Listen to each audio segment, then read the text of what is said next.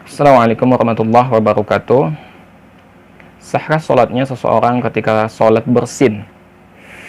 Enggak ada masalah teman-teman ya. Kalau antum sholat kemudian bersin itu bukan hal yang membatalkan sholat.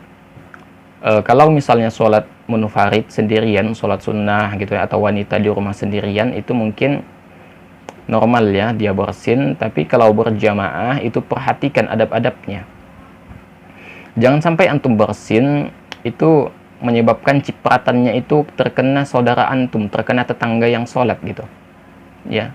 Kan terkadang ada sebagian orang itu bersin tidak menutup mulutnya ya, dan kita tahu ketika bersin itu ya itu mengeluarkan bibit-bibit penyakit ya, mengeluarkan bibit-bibit penyakit, mengeluarkan virus atau apalah itu namanya ya, yang bisa menyebabkan kita sakit.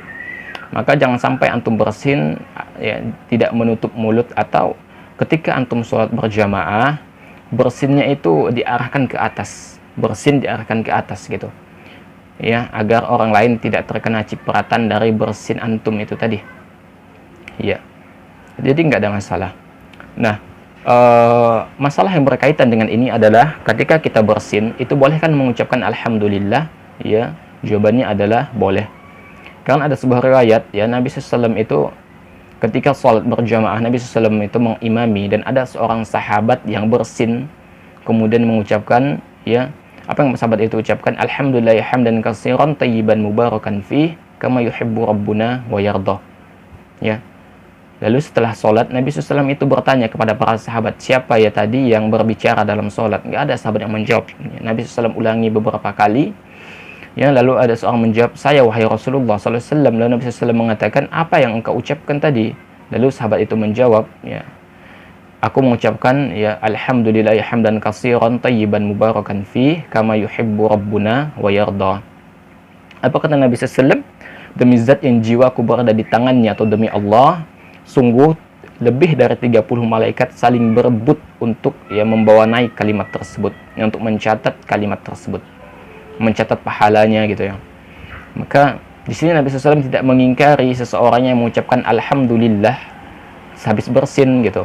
Selama ya pertama, hal yang perlu kita ketahui ketika bersin, dan kita tetap disunahkan mengucapkan alhamdulillah, namun ya ketika sholat, misalnya sholat berjamaah, maka usahakan yang kita mengucapkan alhamdulillah itu dengan lirih saja, hanya kita yang mendengarnya saja ya, jangan sampai ribut ya.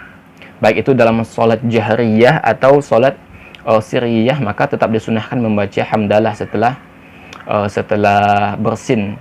Namun tetap ingat ya, jangan sampai membuat keributan, dan ucapan alhamdulillah itu, hamdalah itu hanya antum sendiri yang mendengarnya ya, tidak perlu diperdengarkan kepada orang lain. Dan terkadang ketika kita mengucapkan alhamdulillah ya ketika bersin dalam sholat itu, alhamdulillah, tetangga kiri kita di kiri kanan itu mendengar kita, meskipun kita mengucapkannya dengan lirih, dengan niat untuk kita sendiri gitu kan. Terkadang mereka mendengar, maka ketika mereka mendengarkan alhamdulillah, maka tidak perlu ya mengucapkan yarhamukallah gitu ya, itu tidak perlu, karena itu bagian dari sesuatu yang berada di luar sholat. Dan dalam hal ini Nabi SAW tidak mengingkari ketika seseorang mengucapkan hamdalah ketika dia bersin di dalam sholat. Tapi ingat mengucapkan hamdalahnya itu cukup didengar oleh diri sendiri gitu ya, cukup didengar oleh diri sendiri, dan tetap memperhatikan adab-adabnya. Jangan sampai dibiarkan cipratan bersinnya itu terkena saudara kita, karena itu bisa memudaratkan saudara kita. Saudara kita bisa sakit karena bersin yang kita keluarkan ya. Wallahu alam bissawab.